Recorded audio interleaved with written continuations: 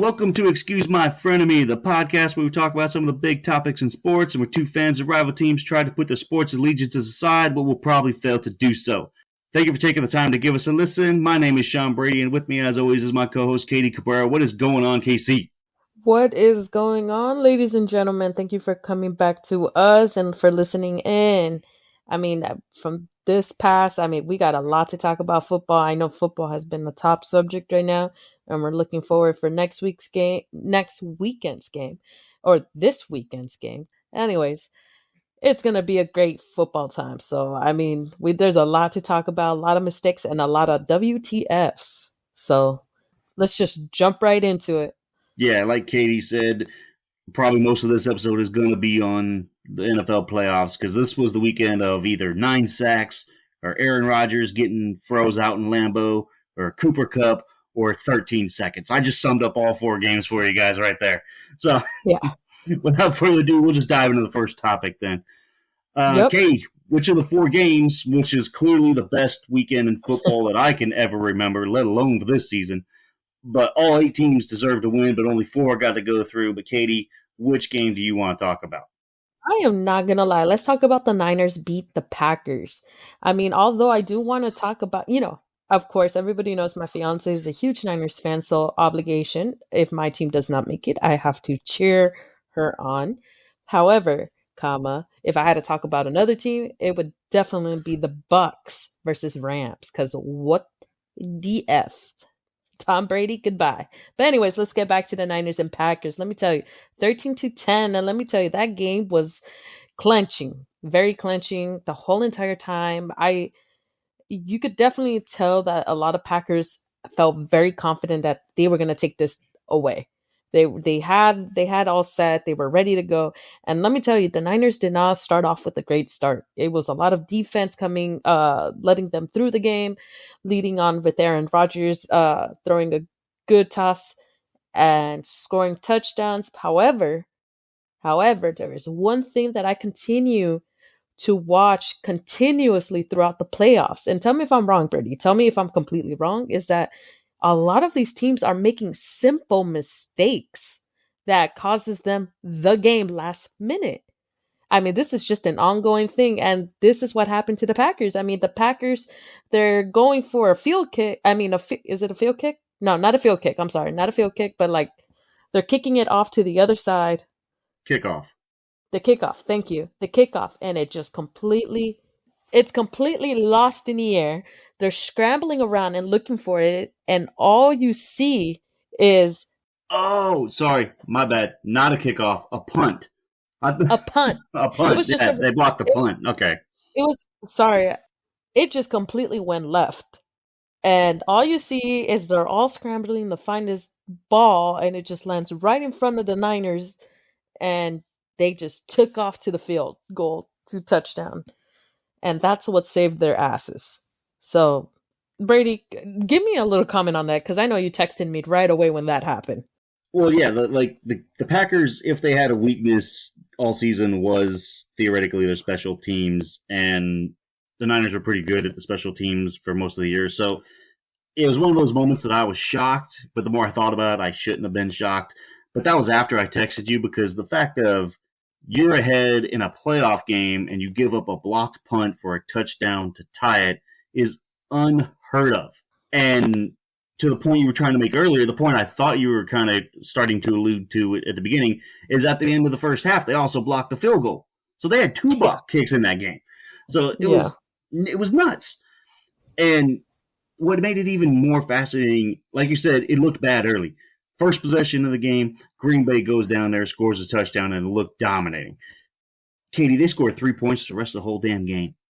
Yeah. And in that first quarter, I'll just say it, the Niners looked worse than Arizona did against the Rams. They had nothing going. And to be fair, it was not Jimmy Garoppolo. He hit 3 wide open receivers that dropped the ball. But they were dead in the water. They had negative 10 yards at one point. The first completion didn't come till the second quarter, and even that it turned out to be a circus catch by Kittle. But the difference between what the Niners did and what the Cardinals did is their defense kept them in the game. Yes. Granted, the Packers went down on that first drive, but after that, Aaron Rodgers and the Packers were stuck in mud too. Like, it was almost an ugly game, but I was just shocked of how much they were shutting them down, especially during their last matchup, how much Green Bay jumped to the head. But it was just amazing when they blocked that kick. I was stunned. You don't block punts in the playoffs to basically win the game. Because let's be honest, after that, the momentum had swung. Niners were winning that game. It was over after they blocked a punt. And I gotta admit, I the whole entire time that I was watching the Niners versus Packers, there's one thing that came into my mind. It gets cold up here in NorCal, but it does not get snowy cold where you're breathing and you just see nice cold ice breath come out from your helmets. But with that in mind, the first quarter, I do think the cold affected the Niners. Like I said, they were dropping balls left and right. It probably felt like they were catching a stone. Yeah. But after that first quarter, I swear, the Packers seemed more affected by the cold than the Niners did. You're correct. Yeah, I saw that too. And I would have expected the Packers to be like, nope, this is our weather. We're taking it on. Like, this is your weakness. But as soon as I saw that punt get blocked, it was done. It was done. Katie, the Niners went to Lambeau Field and won a playoff game and didn't score a single offensive touchdown. You're right. That's insane. It is insane. And I mean, I was in complete shock. Like I like you said, I thought Packers were dominating at the beginning. I said, well, this is it. This is it for Niners. But I don't know. It was just that it was a field goal that they did at the beginning, and then that punt block leading by another field goal that led them to victory. What the F? Oh, and I'm done hearing about the mystique of Lambeau Field and having to go to Green Bay to get. Katie, here's one for you. In the last 20 years, the Packers are 7-7 in playoff games in Lambeau. No team has lost more home playoff games during that time. So I'm done hearing about how good a home field advantage Lambeau is against their opponents. That's out the window. It's over with. Sorry. Move on. Yeah. I mean, but did you hear the interview that Aaron Rodgers gave right after that game? He said, I don't have it quoted, but one thing I do have quoted is, I don't want to be part of this rebuild anymore. I don't know my future with football. So I did hear that, but it's hilarious you bring that up, because one of the notes I was going to get into on this game was, is Rodgers done in Green Bay? But even more specifically than that, I had also wrote a note that Rodgers is going to blame somebody else for this loss when it was completely on Rodgers, and I'll tell you why. Can you name one player that he threw the ball to besides Davante Adams? No, nobody else. Actually, I did see that too. Right. And I completely agree on that. Because it was already plain as day to me of, if Davante Adams isn't open, their offense isn't going. But it was magnified on that last drive when they needed that big conversion, and he tried to hit Davante Adams in double coverage. If you go back and look at that play, about halfway down the field, Lazard, who I think is their tight end, was running wide open. And I don't mean NFL wide open. I mean Pee-wee football wide open. There was nobody within 10 yards of him. But because Aaron Rodgers has, quote-unquote, trust issues with other players and has to force-feed it to Adams, he couldn't adapt. As much grief as we give a lot of coaches for not adapting, Aaron Rodgers has now proven to me that if his best weapon is taken away, he can't adapt. It's over. Jesus.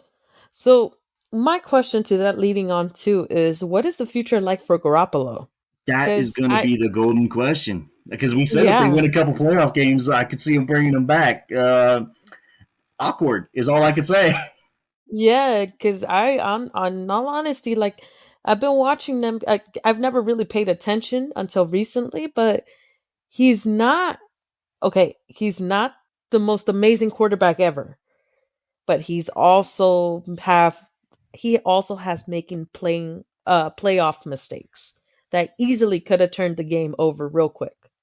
Oh, he clearly had a couple of those quote-unquote oh-no throws that Jimmy is known to do. The only difference was the Packers didn't take advantage of them.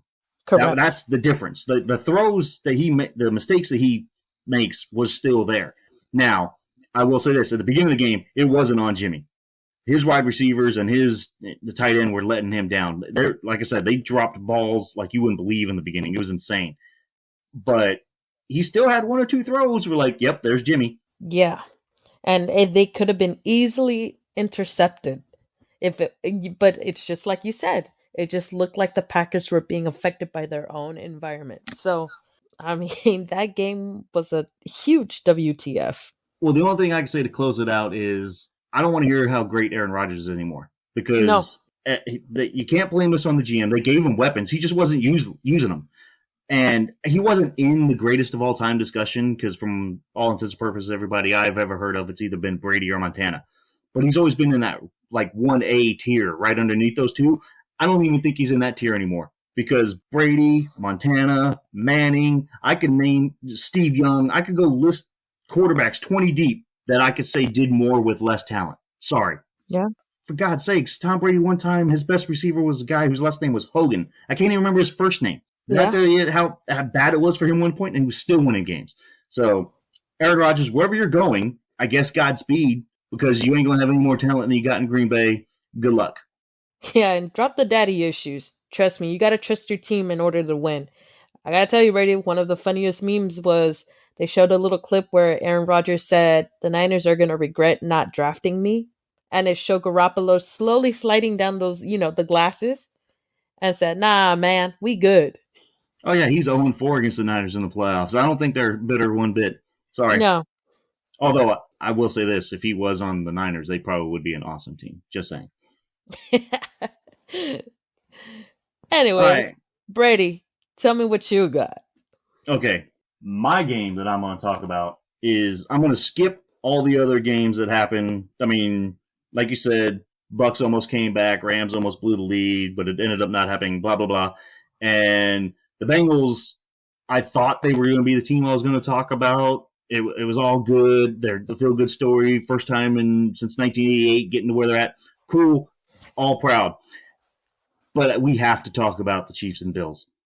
Yep. And we don't even have to talk about the whole game. I just want to talk about the last minute 54 of regulation and into overtime, because to me, that was the entire game. They scored 25 points between the two teams. There's 3 lead changes in the final 2 minutes. And of course, by now, everybody knows the Bills took the lead with 13 seconds left, and Patrick Mahomes took the team down to tie the game with a field goal. Chiefs win the coin toss. Of course, they go down the field and score a touchdown.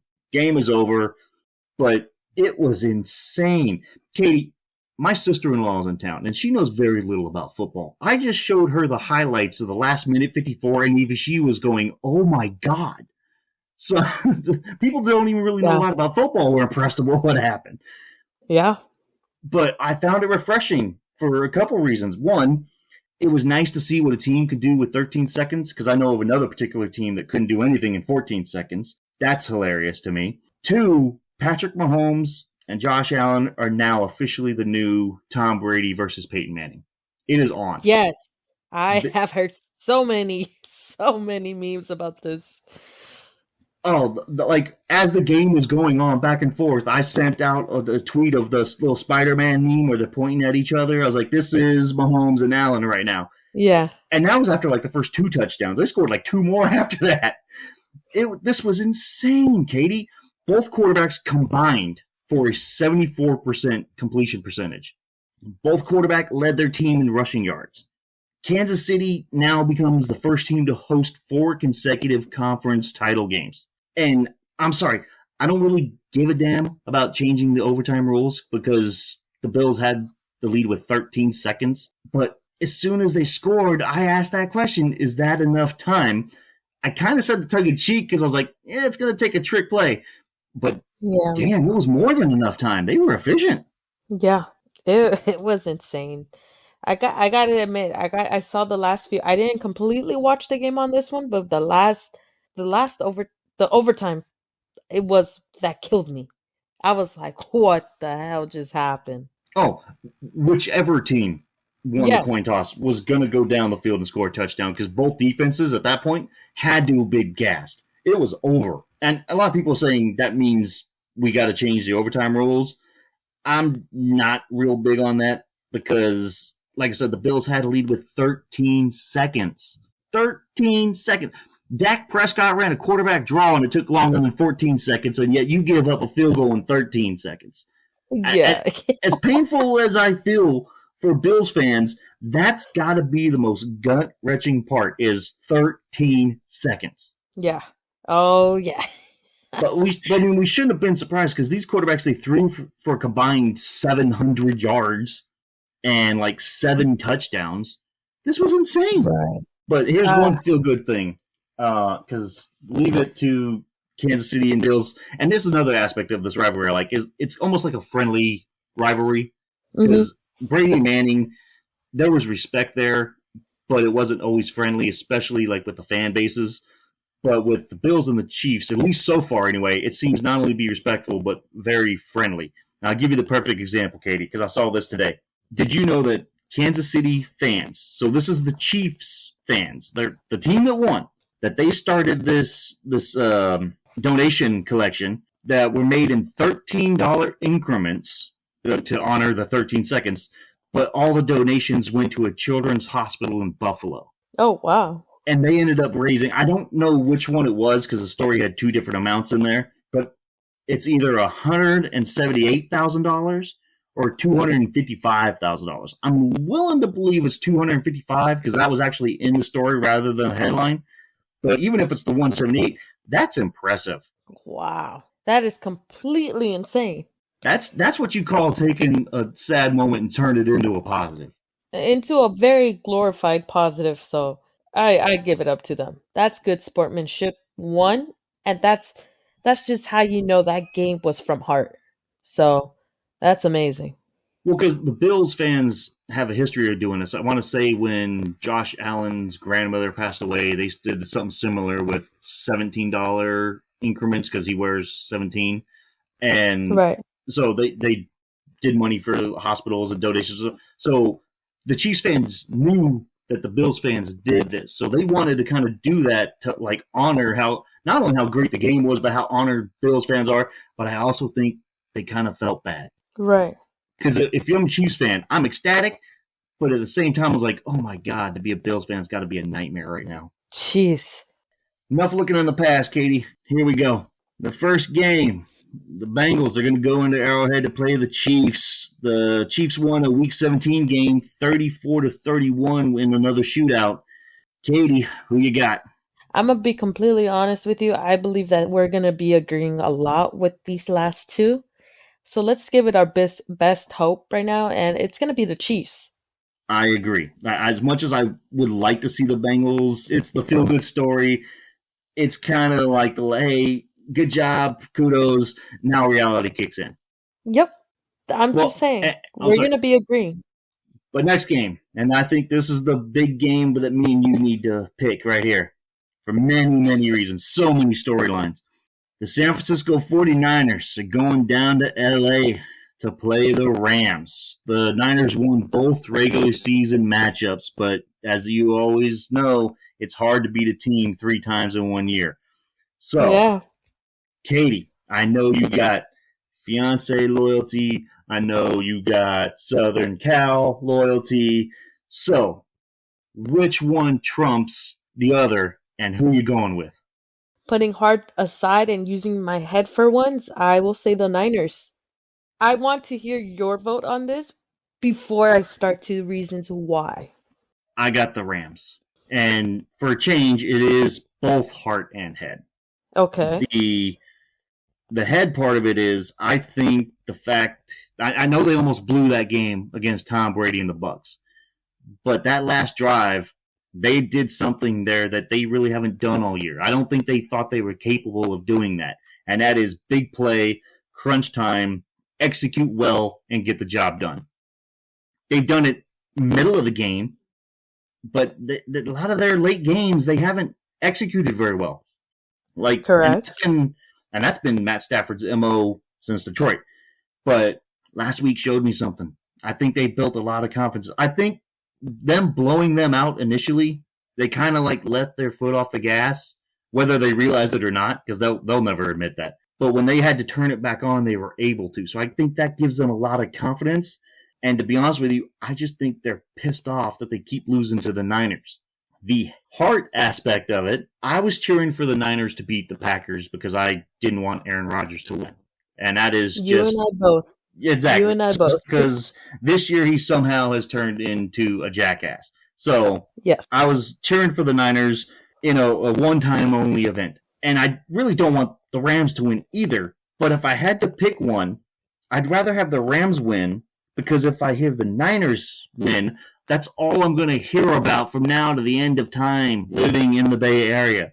So go ahead, go Rams. Katie, go ahead and elaborate now on your point. I mean, you said it. San Francisco has won both regular season games. I don't know if it's like you said, they just, it is what it is.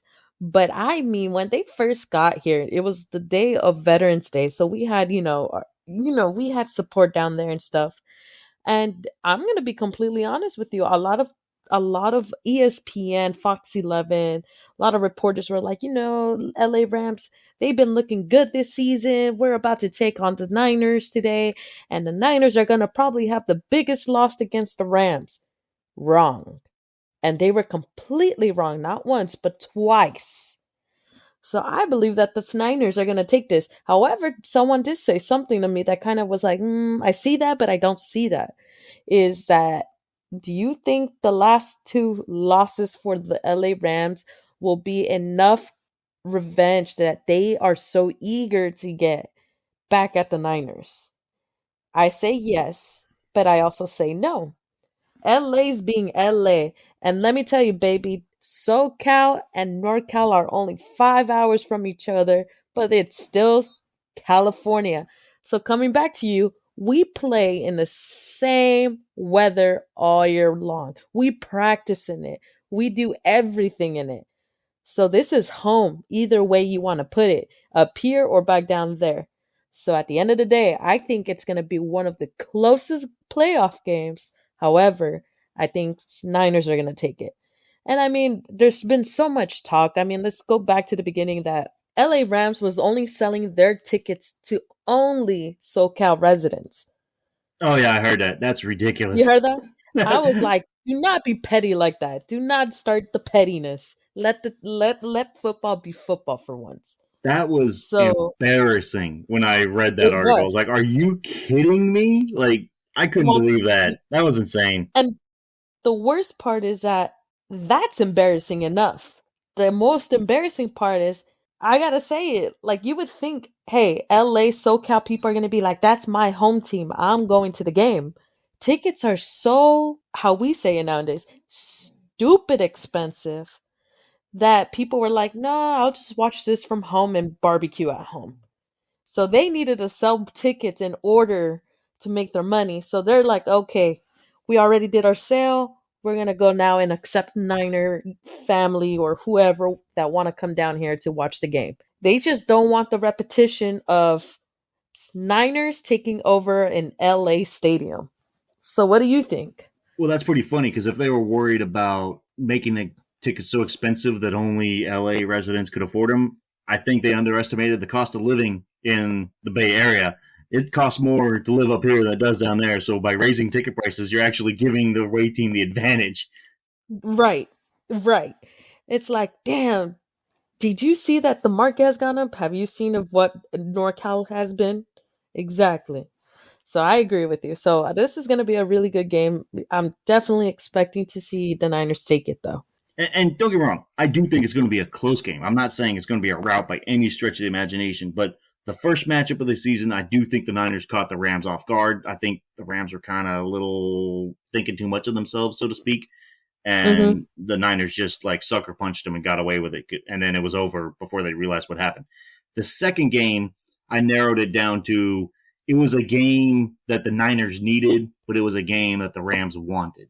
And so I think that was the motivation there. Because remember, they had to come back to win that game. Like the Rams had the lead late, which is why I think them being able to haul off the Bucks was a big motivation. Because now if they get a lead again and the Niners start coming back, they know they can stop the bleeding, if that makes sense. I just see this as a, I hate to say it, and I of course I have to say it. I see this as being the Seahawks versus Niners. Seahawks had a terrible season this season. How Yep, did yep, you yep. get it back to Seattle again? Because let me tell you, Oh, the you know what? Seahawks. I take that back, because I did it earlier with the Cardinals. I brought the Cardinals up too. So I opened the door. My apologies. Go ahead. Thank Proceed with you. your analogy. The Seahawks started off with a loss on their last home game against the Niners. But what happened? We came back stronger than ever and letting them know that the Niners will never have that win against the Seahawks. This is the same thing as Niners versus LA Rams. I just think the Niners are going to take this. It's going to Okay. be one of those. I just think it's difficult to beat a team 3 times. I mean, it's hard enough to beat them twice, but beating a team 3 times is very rare. Third time is the charm. Okay, so that's enough football. I know it was a big chunk of the show. We're going to blow through the rest of the topics probably a little quicker than that, but let's go ahead and move on to the next one. Let's go. Can we talk about something else?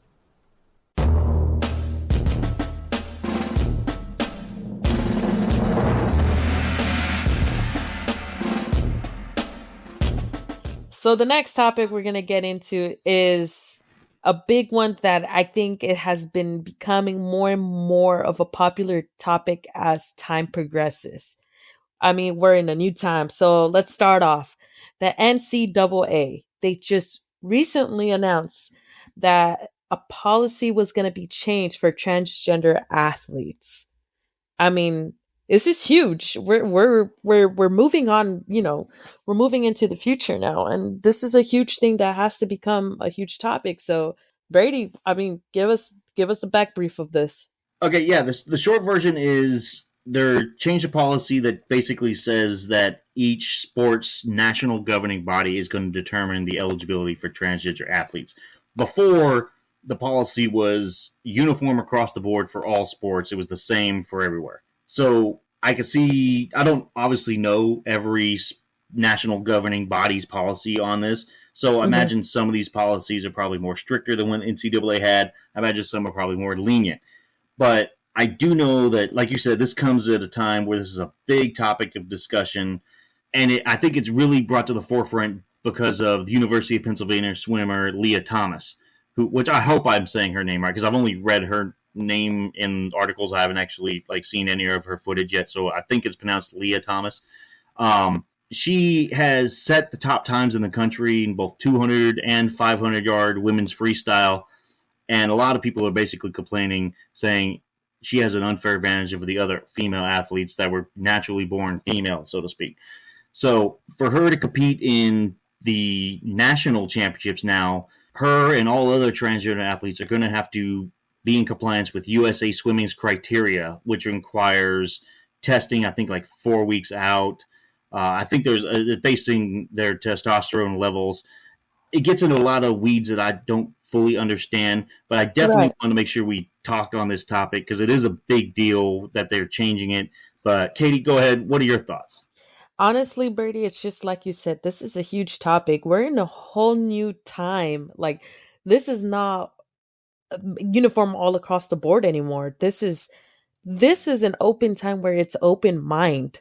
And it's I think it's a good thing. And then I question it because, one, I just don't have the basic knowledge of it. I haven't looked into it, and if I did, I would probably have a lot more to say. But this has to go into a lot more than just saying I'm a man now or I'm a woman when you were born a man. It's more into testing health wise and getting labs done to make sure that you are not showing any other advances in that gender that gender is just naturally not born with. I mean, this goes into a whole different level. And all I'm going to say is if you're a transgender and you're showing the same advantage, not advantage, but if you're showing the same level as that gender, if you're identifying as a female and you're showing the same levels as a female, I don't see a problem with it. And if you're a male, and I mean, if you're a female who became a transgender into a male, and you're able to compete and showing the same levels as a regular, not a regular man, as a born male, it's just I don't see no harm in it. However, there's just a lot more studies that I need to read into and just more knowledge that I need to gain out of this.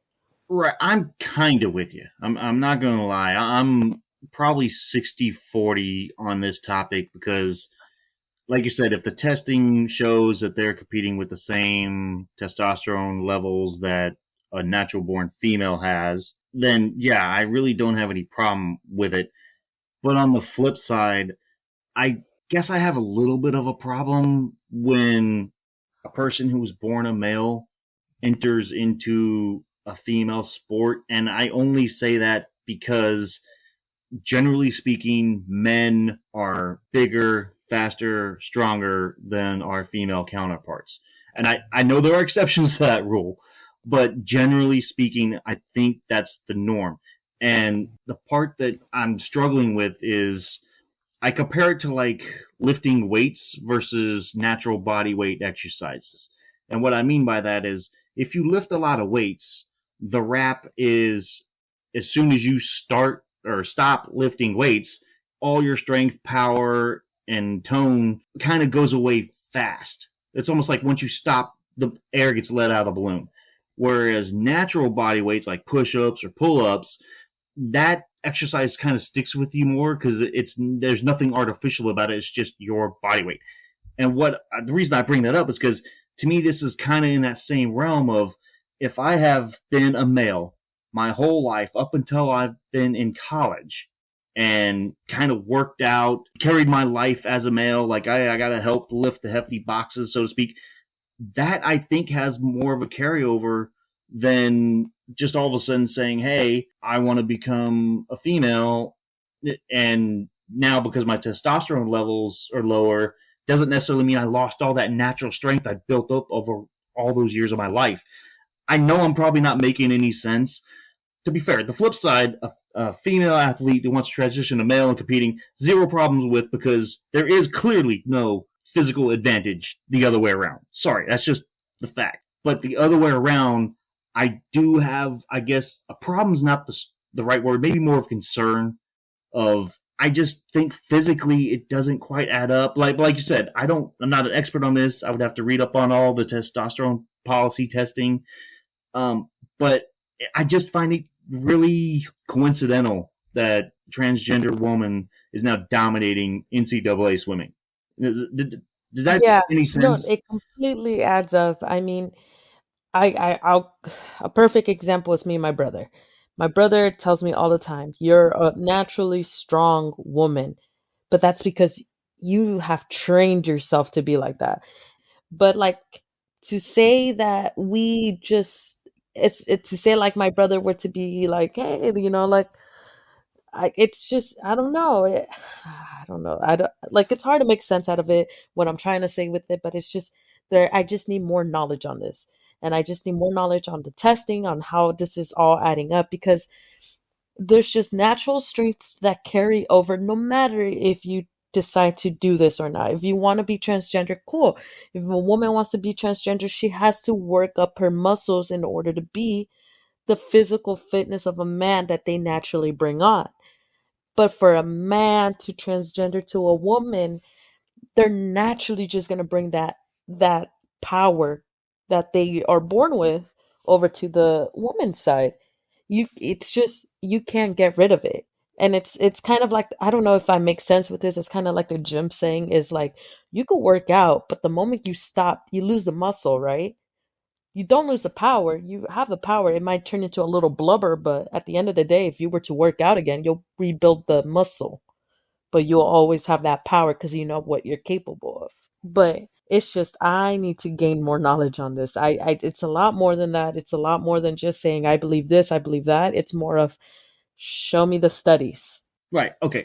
So let's look at this. I think we're saying the same thing, but I'm just trying to make sure that we say it clearly so our fans understand what the point we're trying to make here. You and I both work out fairly regularly. Now, having said that, you work out way more regularly than I do. I think you told me you work out 6 times a week. I Yeah. probably do it on a good week 4 times. I'm not going to lie. More likely, it's usually about 3. Right. At least as far as lifting weights. I'm not talking about cardio, just weightlifting. So Right. you're a lot younger than I am. So Yeah. theoretically, you're more in shape. And I don't think anybody who saw us side by side would say that I'm in better shape than you. But here's the point I'm trying to make. Katie, how much can you deadlift? With all training and what I'm actually capable, what my body's capable at the moment, It's about 225. Right. And there's kind of my point. I could walk outside right now and I could pick up 280 pounds. And I don't regularly practice deadlifts. I mean, let's even simplify it. Brady, you and I need to do a push-up test every year for the military, or back then at least. How many push-ups can you do in 2 minutes? Usually I'm around 40. Back when you were a football player, back when in high school, how many could you do? Okay, I didn't play football in high school. I was too skinny. But what I'm saying is, if someone told you, drop and give me 10, would you be able to do it? Back then, no. Well, I would think I'm giving you 10, but I'm really probably doing the head bob. But I see where you're going with this. Yeah. Okay. What I'm trying to say is, naturally, I suck at push-ups. I just don't have that power to do it. No matter how much I work out, no matter I struggle with push-ups.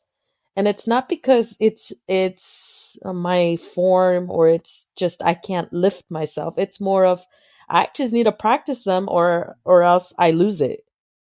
That's just me. Whereas in like I'll give you another example. Like my brother, I tell him knock out 10 and he knocks him out like if it's nothing. And he just naturally does it because he's just naturally good at it.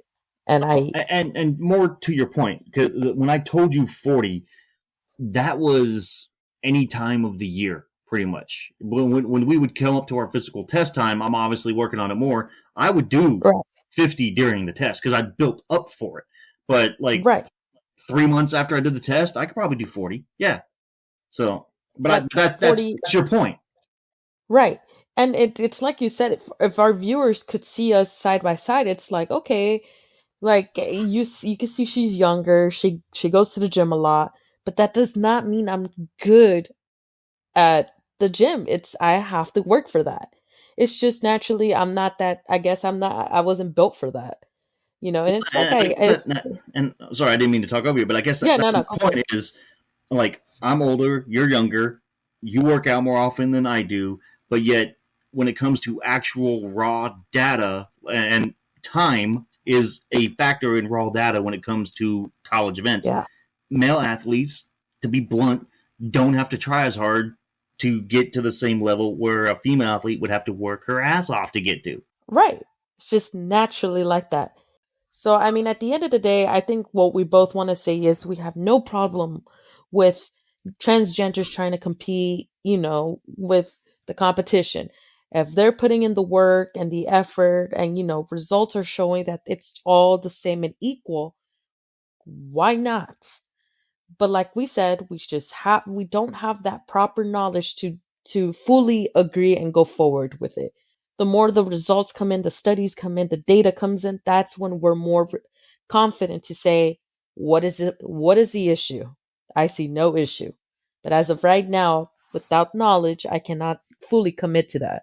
Well, I do see one issue, but it's not with the policy itself, because I'm thrilled to death that the NCAA has realized, hey, let's use USA sports or national policy to dictate these rules rather than us coming up with it, because I have zero faith in NCAA figuring all that stuff out.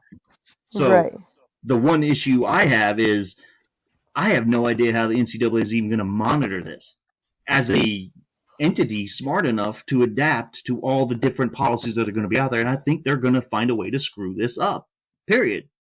I completely agree on that too. Okay. So now we got that nice, long, confusing moment where we realize neither one of us knows anything about this. Let's go ahead and move on to our next topic.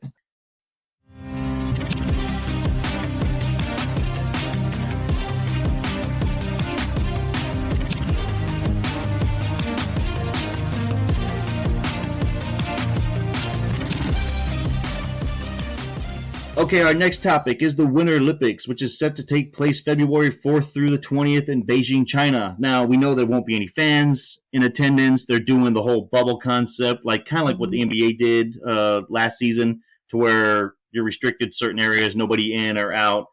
They may still allow certain groups in, but it's going to be things like government workers or sponsors. It isn't going to be any fans, is what I'm getting at. So, I love the Olympics, both summer and winter.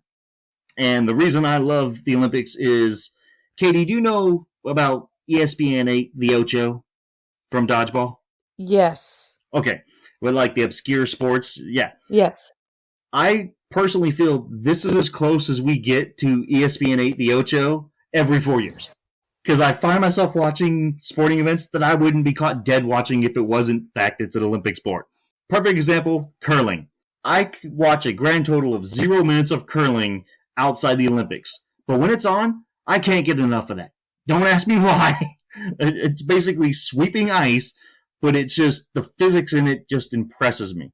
So, kind Is of, that what that is when they slide that little thing and they gotta sweep the ice? yeah, the big rock and they're sweeping it, that's curling. Yeah. What? Well, I just learned something. Okay. Okay. So, now you've said that, I feel the need. I'll run through the Olympic events real quick. Don't worry, there's not very many of them like the Summer Olympics.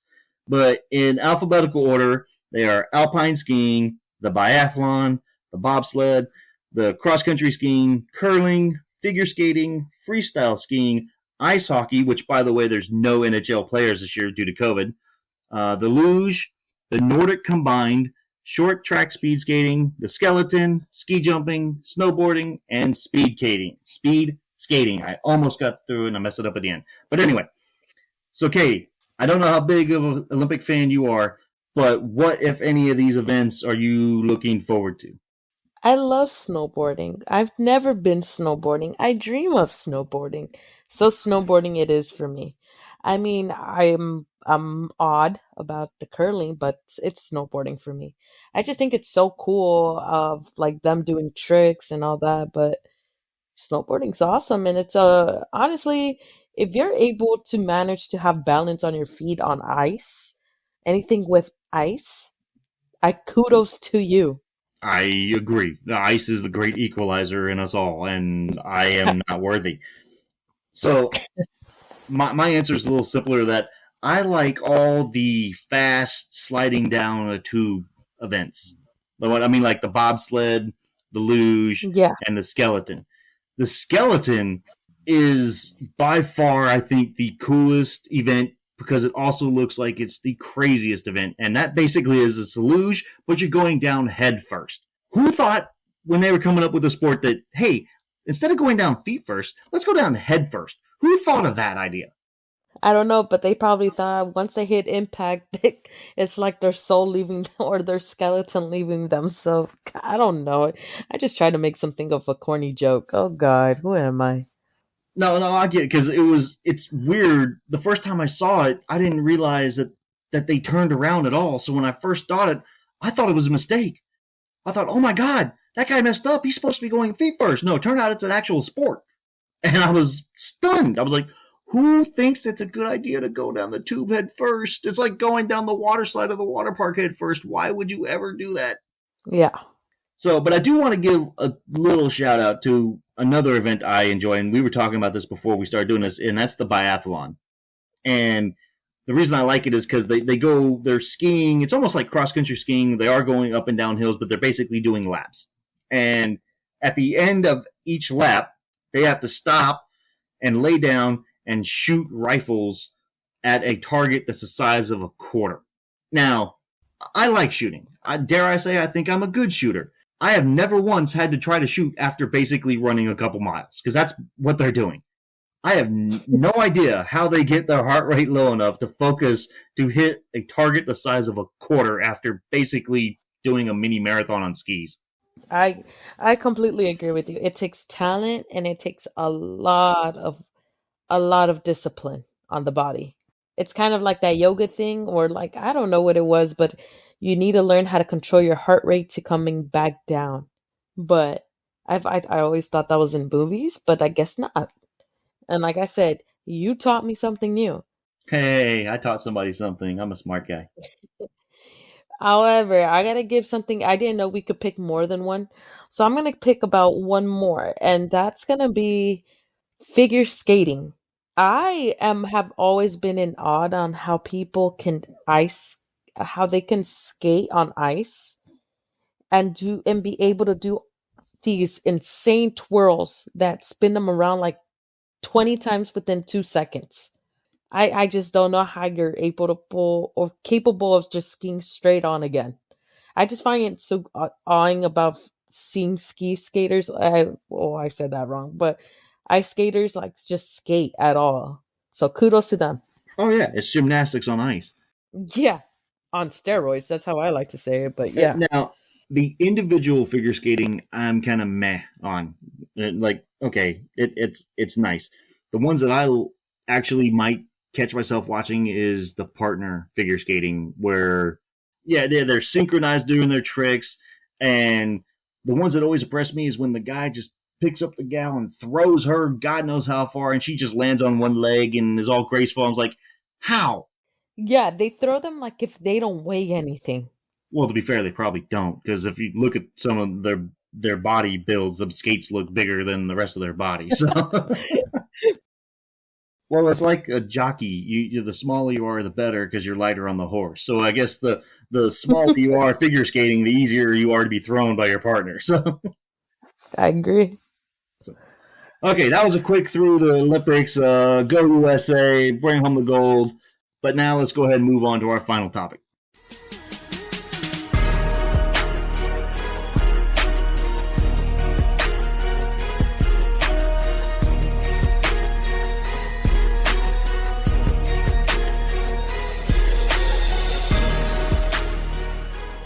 Our final topic is Major League Baseball's Hall of Fame induction, which included a class of one, and it was Big Papi David Ortiz. He's the only one elected this year, and it was the final year for Barry Bonds, Roger Clemens, I believe also for Sammy Sosa and Curt Schilling, some of the more controversial names in the sports. So Big Papi, he gets in with a 77.9% vote, which the threshold is 75%. He becomes the 58th player elected in his first year eligibility. And at age 46, he will be the youngest current Hall of Fame member of the 75 that are still with us. So I don't think him getting in is much of a surprise. He helped end the Red Sox, I think it was like an 80-something year curse of a world championship. And then he won like a couple more after that. He redefined, I think, what a designated hitter could be. I know Edgar Martinez laid all that foundation for him, but Big Papi he changed the way people viewed that position. So much so to where even when they didn't have a ballpark with designated hitter, they found a way to put him at first base to make sure his bat was still in the lineup. And I don't recall them doing that with Edgar Martinez. I could be wrong, though.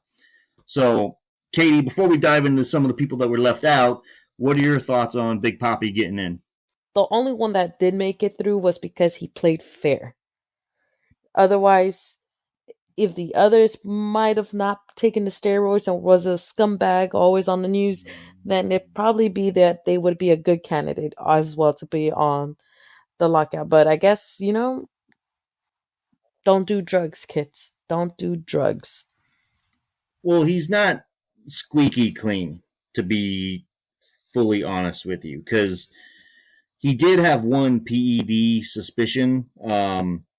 Remember when they were trying to establish whether or not steroids was such a big deal that they needed to implement testing? So what they did is they took 104 players and tested them. It's supposed to be secretly and confidential and all that good stuff. That their tests were conducted in 2003. Well, as most things are in the world today, the results of that test got out, and apparently his name was allegedly tied to one of those tests, although it was never confirmed. It was kind of the rumor mill. So he wasn't squeaky clean his whole career with no accusations, but it was never also proven. Does that make sense? Right. Yeah, it makes sense. But that also kind of leads me into the guys that were left off. So specifically, Barry Bonds and Roger Clemens. They were basically the poster children for the steroid era when all the stuff hit the fan. Bonds is the all-time home run leader. Clemens has over 300 wins. And I got to be honest with you, Katie, I'm of the opinion both of them should be in for two reasons. One, both of them were Hall of Famers before any accusations came about. Now, do you want to say they kind of threw their career away by doing it? Sure, I'm with you. I won't entirely have any heartburn over it. In fact, up until recently, I was kind of indifferent whether they got in or not because I believe they both used it, even though they never tested positive. But I was kind of the opinion, yeah, but they were good enough beforehand. Just put the accusations on their Hall of Fame plaque. Just do that. That way everybody knows, yeah, they cheated, but they were good beforehand. Right. But I can tell you the exact point when my opinion kind of changed on it, Katie. And that was in 2017 when the Hall of Fame inducted Bud Selig. Bud Selig was the commissioner of baseball during the steroid era. Mm. I am one of many people, I believe, that are convinced that he basically turned a blind eye to the steroids at the beginning. Because remember in a previous episode when we talked about the baseball strike in 1994 and how they lost a lot of fans and they didn't come back until the home run race of 1998 between Mark McGwire and Sammy Sosa? Oh, yes. So Bud Selig saw the fans coming back. So he, in my opinion, turned a blind eye to steroids and led to all of this stuff. I mean, perfect example, Katie. Roger Maris's record stood for damn near 40 years, his home run record. But it was broken 6 times within a 4-year span between 1998 and 2001. You cannot convince me that steroids weren't being used in a league when that happens that many times after not happening for 40 years. So if Bud Selig can benefit from the use of steroids and get into the Hall of Fame, who are we to say, Bonds and Clemens, you guys shouldn't be allowed in at all? Right. Does that make sense? No, that completely makes sense.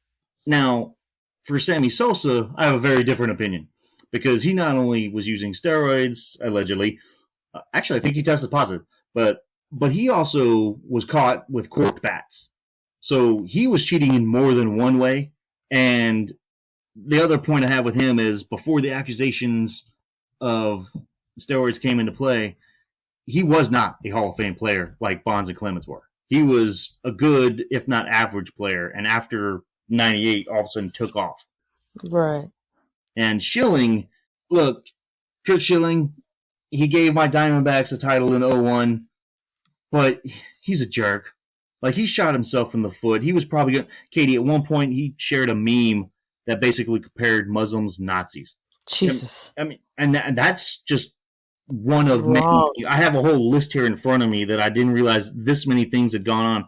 But he shot himself in the foot. There was no way he was getting in. But now they'll all have to go to what is called the Hall of Fame's Today's Game Era Committee to see if they'll eventually get in, because that's a committee that apparently looks at players that may have been overlooked and may should have gotten in. But I know I just laid out a lot for you, Katie, but do you have any thoughts on any of the folks I just mentioned? How's this all equal? It's another case of Major League Baseball wants to be on their high horse on some things, and it's so they now have a Hall of Fame, which does not include their all-time hits leader with Pete Rose because he's banned for life. It does not include their home run leader, and it does not include somebody who won the Cy Young 7 times. Oh God. But they're still going to go with the aspect of, hey, we're telling you the history of baseball, but they're leaving out one of the biggest chapters because they think if we just talk about the steroid era, everybody will forget. Ain't nobody forgetting that happened. Sorry. Yeah. Okay, folks. Well, that is our show for today. I hope you guys like it. KC, if the folks want more of you, where can they find you? You guys can always find me on Twitter at Katie17287. Brady, where can they find you? They could find me at Shawn_Brady82. And if they want to tweet the show, you can get us at Excuse My Frenemy. Or you could search us on Google. Just type in the words Excuse My Frenemy, and you'll see our lovely smiling faces is the first thing that comes up. We'll be back next week with more topics. A little PSA announcement. Me and Katie, our lives are taking a little bit of a turn, so we may actually be condensing our show a little bit more to follow on that.